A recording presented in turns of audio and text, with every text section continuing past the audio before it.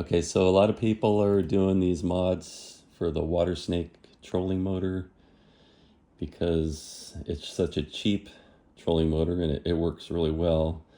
But the problem is it only comes with fast and slow, so it's not going to work for trolling because it's even at the slow setting you're going too fast to troll for most fish, at least for what I'm going to do, kokanee or trout. But so I'm just showing you my take on it because there's several people that have modified them in different ways.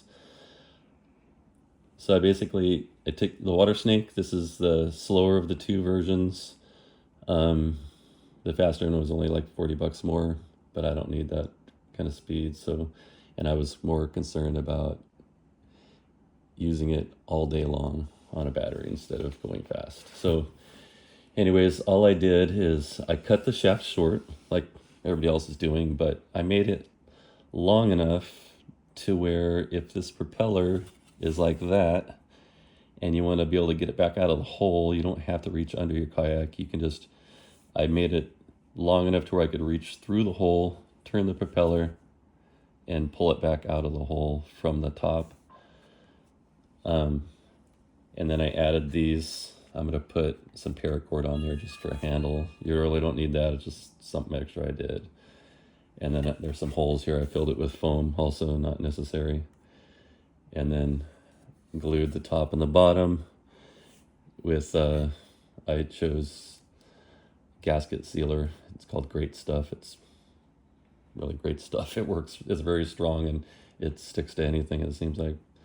So my specific mods were to make the shaft a little bit longer so you can get the hand through the hole.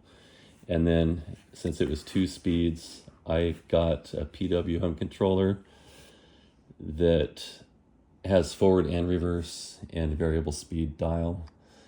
And then I also added a voltage meter. The PWM controller is going to be a lot better on your battery life than just the cheaper rheostats that use a coil. So spend just the extra $20 and do something. Just make sure it says PWM, power modulation, power wattage modulation, I think. Anyways, I don't know. PWM control is what you want to look for. So I took the tip of the handle that usually pops out so you can steer. I made this so you cannot steer, and I cut the tip off the handle, glued it back into place, and I drilled a hole in the center for the speed. And then I put the forward and reverse switch on the top. And then I cut out where the switches were and I put a different voltage meter. So right now it's at 12.6 volts, 75% charged. So to demonstrate, you got forward, full speed. You can dial it down any speed you want. That way you can look at your fish finder and see exactly how fast you're going and troll correctly. And then if I need to go in reverse, click that. Now it's in reverse. Same thing, I can control the speed. There you go, that's my take on the mod for a Hobie Kayak and the Watersnake. It's a lot cheaper than the Island Hopper, which starts at $800, or the Hobie that starts at $1,200 to $1,300. I did this whole thing for $200.